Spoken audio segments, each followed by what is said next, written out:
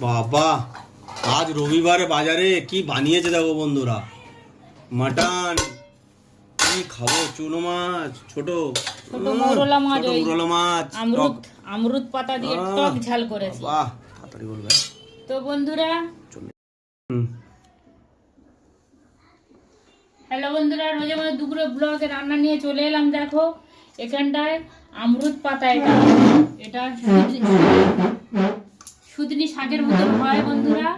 সেই সুদনি শাকের মতন একটা সুদনি শাক হয়, একটা সুদনি শাকের মতন দেখতে। এটা আমরুদ পাতা, টক পাতা। ছোট মৌরলা মাছ আর সরু সরু করে আলু কেটে টক ঝাল বানিয়েছি বন্ধুরা। এতে সর্ষে আর শুকনো লঙ্কা ফোড়ন দিয়েছি, দিয়ে এই ছোট মাছের মৌরলা মাছের টক ঝাল বানিয়েছি ওই আমরুদ পাতাটা দিয়ে।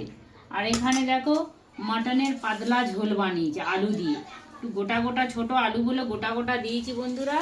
দিয়ে আমি সব সময় মাটনটা কাঁচা সব কিছু মাখিয়ে নিয়ে তেলের মধ্যে আর কিছু দিই না। ওই গোটা গরম মশলা, জিরে, তেজপাতা সব দিয়ে দিয়েছি।